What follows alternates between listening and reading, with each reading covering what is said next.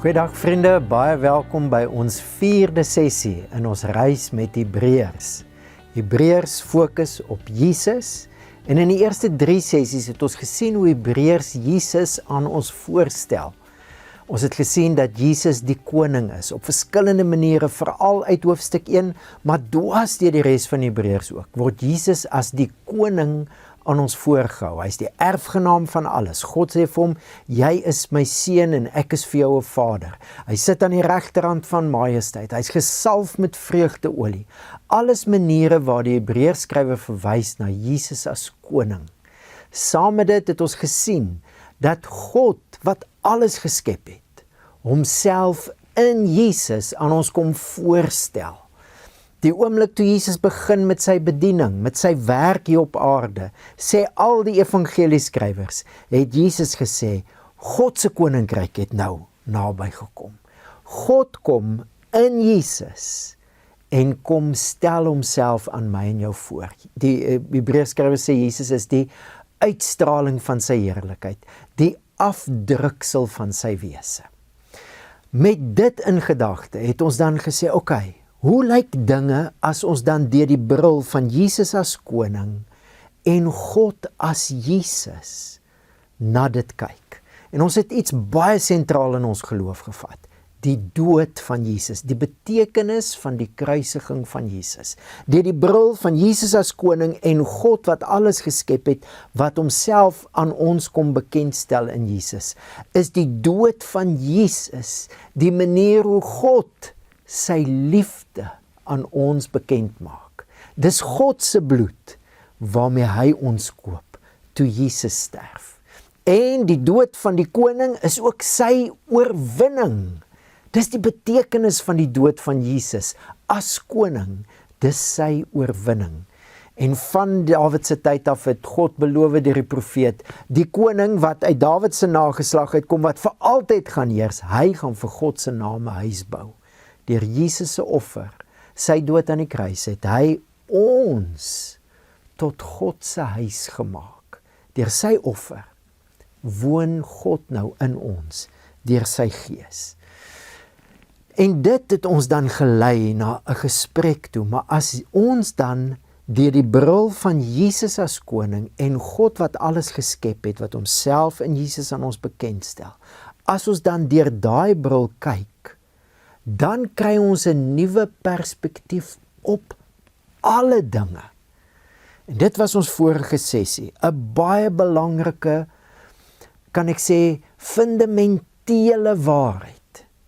Wanneer ons na alle dinge kyk, is Jesus die koning daarvan. Hy is die erfgenaam van alles. Hebreërs 2, alles is onder sy voete gestel. Ons gaan dit vandag ook weer hoor. Alle dinge, die alle dinge verwysing as dit kom by Jesus se koningskap. Met ander woorde, Jesus word die manier waardeur ons na alle dinge kyk. Hy is ons wêreldbeeld. Hy bepaal ons perspektief, ons wêreldbeskouing. En vriende, dit is so 'n belangrike deel van ons fondasie, veral as ons nou oorgaan na die tema van verlossing toe. Wat is verlossing as ons dan nou onthou? Jesus is koning. God die Skepper stel hom bekend in Jesus. Deur sy dood het hy 'n oorwinning behaal. Het hy van ons God se huis gemaak. Het God sy liefde aan ons bekend gestel. En Jesus, omdat hy koning van alle dinge is, het alles nou met sy koningskap en sy heerskappy te doen. Hoe dink ons dan oor verlossing? En dis waaroor ons vandag 'n bietjie verder gaan kyk. Hebreërs 2 lei hierdie tema in. Hy begin, onthou jy, dit is iets wat ons die hele reeks so ver sê. Hy herinner ons moet met aandag luister en dan aandag gee aan wat ons gehoor het. En dan sê hy, in die eerste verbond wat deur engele gegee is, die eerste verbond, elke keer as hy van engele praat, is dit waarvan die Hebreërskrywer praat, is deur engele gegee, die wet en die verbond en die tabernakel, al daai dinge is deur engele, deur God, deur engele aan sy volk gegee. Dit was al 'n baie ernstige saak, soveel so dat mense gehoorsaam moes wees aan dit wat God deur engele gegee het. Hoeveel te meer, sê hy, nou dat daar 'n verlossing gekom het, deur dit wat Jesus kom doen het, moet ons aan dit aandag gee. En dan beskryf hy hierdie verlossing, ons lees van vers 3 af. Hierdie verlossing is eers deur die Here verkondig. Onthou jy, ons het al gesels oor die woordjie Here, dit is ook 'n titel, dit beteken heerser. Dit beteken die een met gesag. Die een met gesag, die koning, het die verlossing verkondig en daarna is dit aan ons bevestig deur hulle wat dit gehoor het. Terwyl God dit verder bevestig het deur tekens en wonders en allerhande kragtige dade en deur die gawes van die Heilige Gees wat hy uitgedeel het, soos hy dit goed gevind het. So die Hebreërskrywer sê as dit by verlossing kom, is dit iets wat eerste deur Jesus verkondig is en die mense, die ooggetuies wat gehoor het wat hy verkondig, het dit aan ons oorgedra. Dis die 4 boeke wat ons in die Nuwe Testament het. Matteus, Markus, Lukas, Johannes, ooggetuie verhale van die verkondiging van die verlossing wat die Here eerste aangekondig het, die koning. Wat was hierdie verlossing? Ons het al baie hieroor gesels. Markus 1 vers 15. Jesus se eerste woorde volgens Markus. Tyd is vervul. Die koninkryk van God het naby gekom, bekeer julle en glo die evangelie, die goeie nuus. Lukas 16 vers 16, en ons kan deur al die evangelies gaan. Lukas 16 vers 16, die wet en die profete was tot met Johannes se doop. Van toe af word die evangelie van die koninkryk van God verkondig. Dis Jesus se woorde. Wat is die evangelie wat Jesus aangekondig het? Die verlossing wat hy aangekondig het. God se koninkryk. Hoekom is God se koninkryk verlossing? Want die doel van God se koninkryk is om sy heerskappy na ons wêreld toe te bring, om dinge reg te maak. Vriende, dit is so belangrik dat ons sal hoor, Jesus het 'n verlossing verkondig wat alle dinge insluit. En God het saam met daai aankondiging gewerk. Dis nie net op aarde aangekondig nie, die hemel het saamgewerk. God het allerhande tekens gedoen. Wonderwerke noem ons dit. Die Bybel noem dit tekens en wonders. Dit wat God gedoen het om hierdie verlossing wat Jesus aankondig, die koninkryk van God wat kom, te bevestig. Deur Jesus, deur die apostels is het God hierdie tekens gewerk en bevestig. Hierdie is die verlossing wat van hom afkom. Sy koninkryk wat kom om dinge nuut te maak. So die eerste ding wat Hebreërs oor verlossing sê, is dis baie groter as net die mens se redding. En vriende, dit sluit aan by die res van die Bybel. By die res van die Bybel praat so oor verlossing.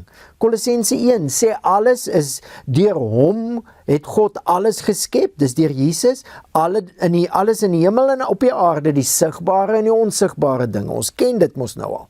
En dan vers 20, as hy praat oor die kruisiging van Jesus, was dit God se doel om deur hom alles, ja alles op aarde en in die hemel met homself te versoen, deurdat hy vrede gebring het deur sy bloed aan die kruis. Hoor jy hoe Jesus se kruisdood alle dinge insluit en dit met God versoen. Dit sluit aan by Openbaring 21 vers 5, God wat op die troon sit, sê, kyk, ek maak alle dinge nuut.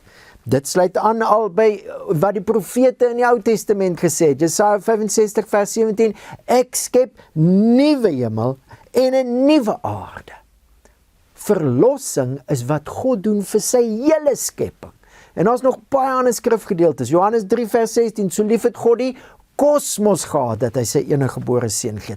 Romeine 8, die hele skepping wag met reikhalsende verlange om te sien dit wat voorlê, dit wat God bring. En dis hoe ons gesels het, onthou jy ook, oor Jesus die koning, wat alle dinge dra deur die woord van sy krag. Hy deur sy dood onder alles ingekom. Dit is wat ons nou ook gaan sien in Hebreërs 2. En nou dra hy alle dinge. Verlossing vanuit 'n Bybelse perspektief is wat God vir sy hele skepping kom doen in en deur Jesus. So miskien kan ons die video hier pause en dan gesels ons so 'n bietjie hieroor. Watter gedagtes, emosies, vrae kom by jou op as jy hoor dat God alles gaan nuut maak en dat dit is hoe die skrif praat oor verlossing. Dis groter as net die menseredding. Kom ons pause die video en dan gesels ons so 'n bietjie hieroor.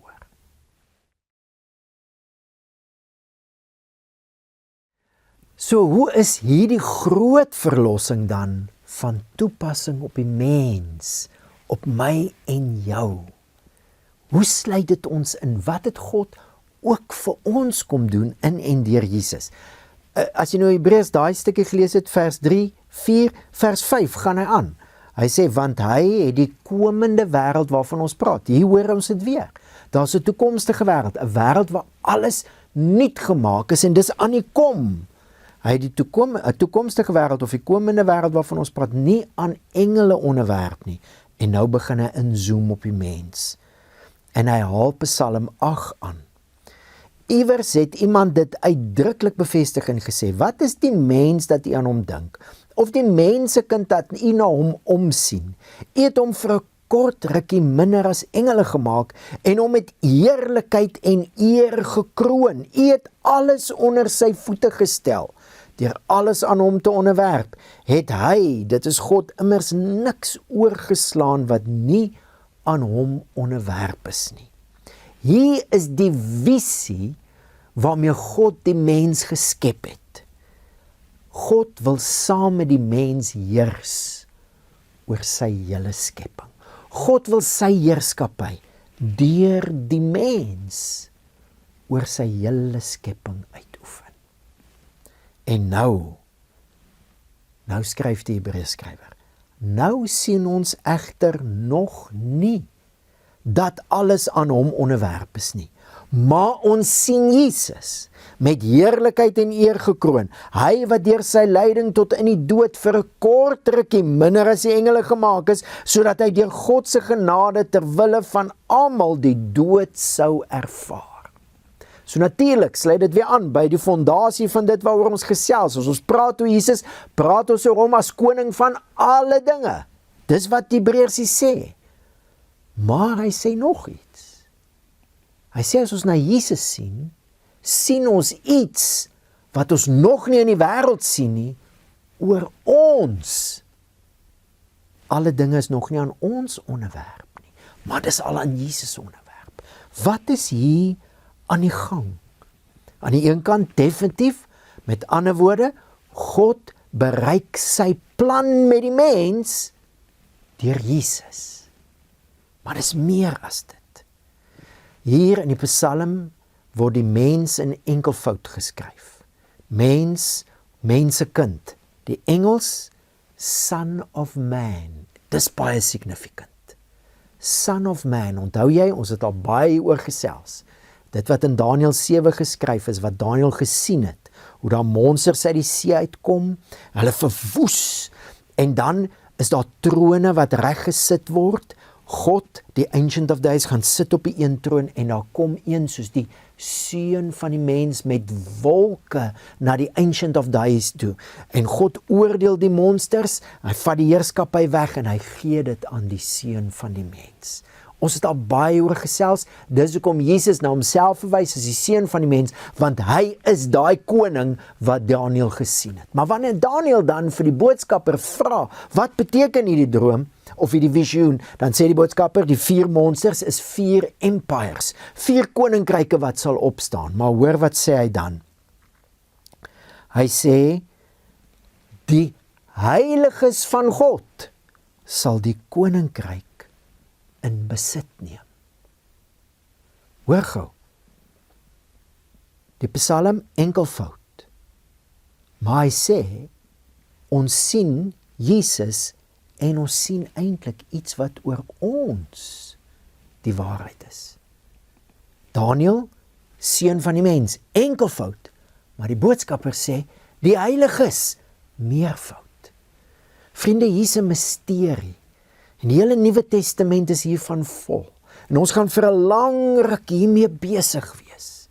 'n Misterie dat wanneer jy na Jesus kyk, sien jy meer as net Jesus. Jy sien ook jouself.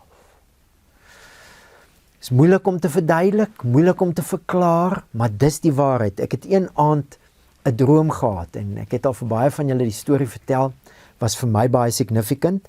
Ek het die aand 'n boek klaar gelees, en toe ek my kop op die kussing sit, toe weet ek gaan vanaand iets baie belangrik droom. Nog nooit weer met my gebeur nie.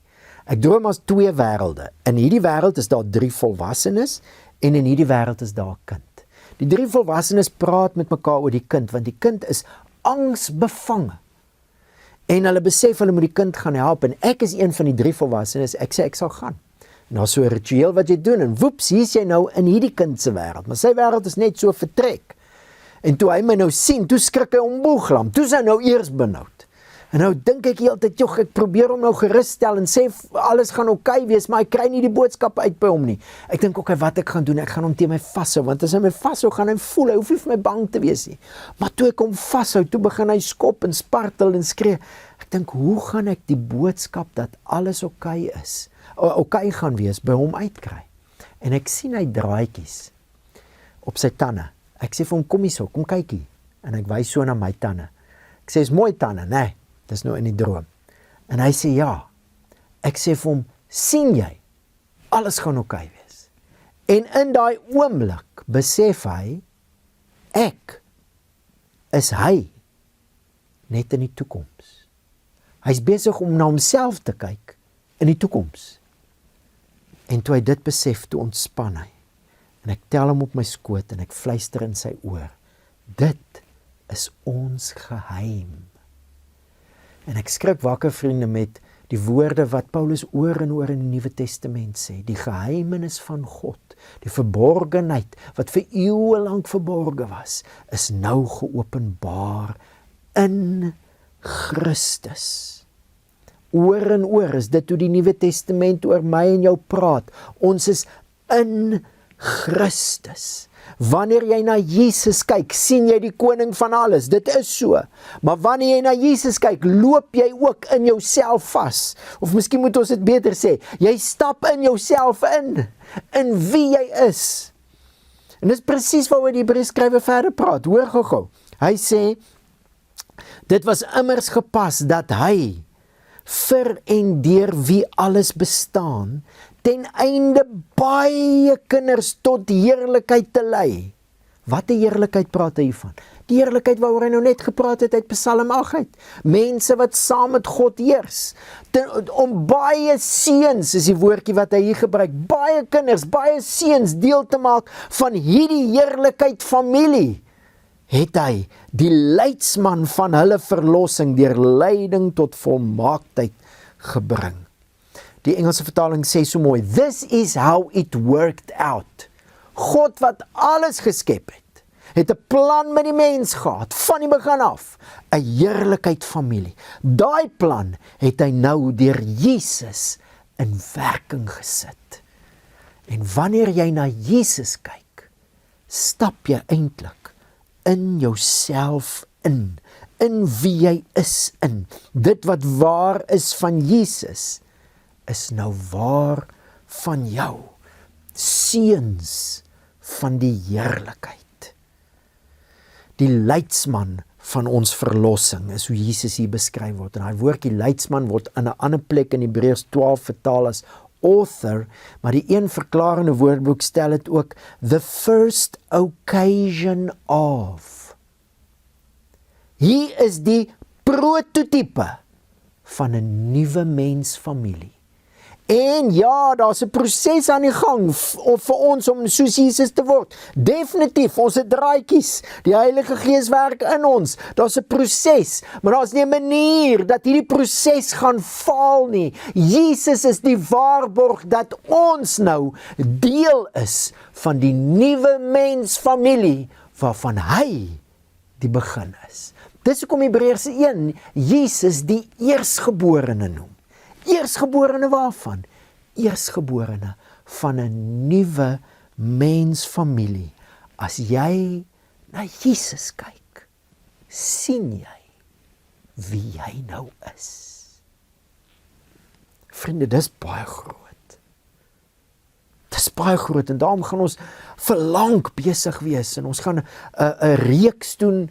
Ons noem dit Divine Inclusion. Ons gaan nog 'n sessie in Hebreërs doen. Ons gaan vir lank hieroor gesels. Want hier lê die potensiaal. Die grootste ontdekking wat jy kan maak is dat Jesus die koning is en deur wat Jesus kom doen het, is jy ingesluit. Jy's deel van hierdie nuwe heerlikheid familie waarvan Jesus die eersgeborene is. Jesus is die eniggeborene, met ander woorde, God het mens geword.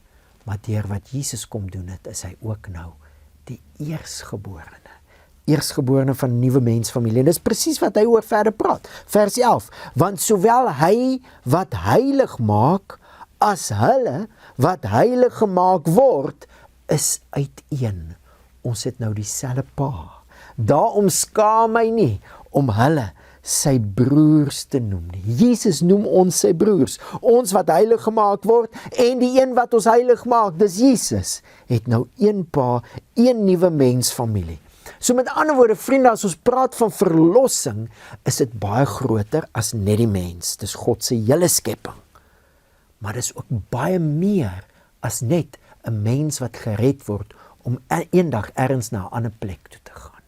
Verlossing wat die mens betref, is hierdie heerlikheidplan wat God die mens voorgeskep het in die begin, maar wat nou in werking gesit is deur Jesus. En wanneer jy na Jesus kyk, sien jy die begin van 'n nuwe mens wees waaraan jy deur geloof nou deel het. Jy is deel van hierdie heerlikheid familie. So kom ons pause die video hierso en dan gesels ons so 'n bietjie. Oor en oor in die Nuwe Testament word ons beskryf, ons wat in Jesus glo, as nuwe mense in Christus. Wat kom by jou op as jy hoor dat wanneer jy na Jesus kyk, sien jy wie jy nou eintlik is? Kom ons pause en dan gesels ons.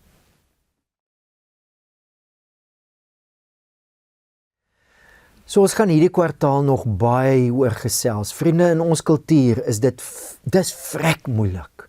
Ons mense is so geleer om individualisties te dink, om te dink aan ons prestasies en dit wat ons bereik. Dis vir ons moeilik om te dink dat iets wat iemand anders gedoen het, van my 'n nuwe mens kan maak. So impak op my lewe kan hê, dat ek nou sommer in 'n nuwe familie is. Dat ek 'n nuwe mens is, dat dit wat waar is oor daai persoon is nou waar oor my. Dit is vir ons verskriklik moeilik en dis hoekom ons mekaar gaan help en ons gaan die reeks Divine Inclusion doen, ons gaan ons sessies doen in Hebreërs en ons gaan mekaar help om vanuit die krag van hierdie realiteit te lewe. As jy na Jesus kyk, loop jy in jouself in wie jy is. Maar om hierdie sessie te eindig, ons gaan regtig in die tyd wat kom kyk, hoe leef ek hierdie realiteit? Hoe maak ek dit my eie? Om die sessie te eindig, wil ek fokus op hoe het Jesus dit reg gekry? Dat ek en jy, as ons nou na hom kyk, sien ons onsself. Wat het hy gedoen? Die Hebreërskrywer gaan aan, as hy sê, om hierdie rede skaam Jesus nie, om hulle sy broers te noem nie. Jesus skaam hom nie, om jou sy broer te noem en 'n kind van die Vader te noem nie. Wie's jy en wie's ek dan nou om onsself te skaam as Jesus hom nie skaam vir ons nie? Laat jou bietjie dink, né? Het ons dan nou meer sê in ons lewens as Jesus? Dit hoort nie so nie. Ons gaan mekaar help, dat ons kan in lyn kom met wat Jesus sê oor ons lewens. Maar hoe het hy dit reg gekry? Dan gaan die Hebreërskrywer aan. Hy sê, wanneer hy sê, ek sal u naam aan my broers verkondig, in die byeenkoms sal ek u lof besing, en ook, ek sal my vertroue steeds in hom stel, en ook, kyk, hier is ek en die kinders wat God my gegee het. Aangesien die kinders dan aan vlees en bloed deel het ook hy net so aan dieselfde dinge deel gekry, sodat hy deur sy dood, die een wat oor die dood mag het, dit is die duiwel, kragteloos kon maak. En sodat hy hulle wat vrees vir die dood, wat uit vrees vir die dood hulle hele lewe lank in slawerny verkeer het, kon bevry. Wat sê die Hebreërskrywer? Dit is so treffend. 2 dinge wat ek wil uitlig. As hy sê, ek het u 'n naam aan my broers verkondig, haal hy Psalm 22 aan. Ek dink is hier by vers 14, 13 en 14 rond. Maar onthou jy Psalm 22? Dit begin, my God, waarom het u my verlaat?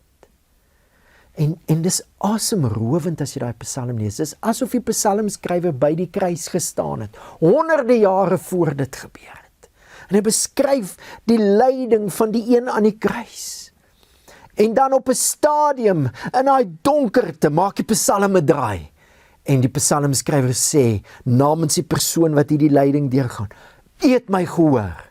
En dan sê hy, ek sal u naam aan my broers verkondig. En dan was dit die draai. Dan sê hy hoe God se koninkryk nou dan die nasies toe sal gaan.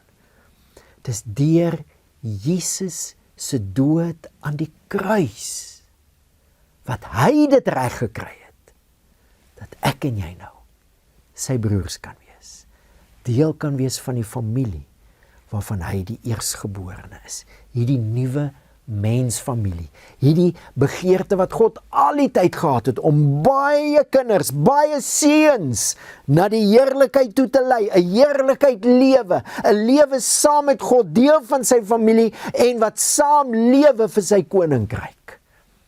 God se begeerte het nou deur Jesus se dood in werking getree. En ek en jy is nou deel van hierdie nuwe mensfamilie, en is presies wat hy dan nou ook sê. Hierdie mensfamilie het deel gehad aan vlees en bloed. Hy het toe op dieselfde manier deel gekry aan dit wat hulle deel het. Ons was slawe. Wat se slawe praat hy nou hiervan? Slawe. Toe mense sonde doen, toe word daar magte in hierdie wêreld losgelaat. Vriende, wat mense nie kan beheer nie, dit beheer mense. Ons was slawe deur ons sonde, deur hierdie magte, en selfs deur die dood wat ons met vrees vervul het. Mense het so slawe gelewe, sê die Hebreërskrywer. Maar Jesus het hom kom vereenselwig, hy deel gekry. En dit is dan baie interessant as jy Hebreërs 3 lees, vers 1, ons het nou deel aan die hemelse roeping. Vers 14, ons het deel aan Christus. Jesus het deur sy dood hom vereenselwig met die mens, en deur sy dood het hy ons by hom ingesluit, sodat ons nou kan deel hê aan wie hy is. Ons het nou deel aan Christus, en dis deur sy dood wat hy dit accomplish het. En vriende, dink net gou so 'n bietjie. Ons was in 'n toestand van slawerny, 'n toestand van vrees, onthou jy daai kind? Ons kon nie onsself red nie. Ons kon nie onsself uit daai toestand uithaal en in hierdie heerlikheid familie van God sit nie. Dis wat Jesus kom bereik het deur sy dood. Hy het ons by hom kom insluit. Dis nie iets wat ek en jy bereik nie. Dis wat Jesus kom doen het.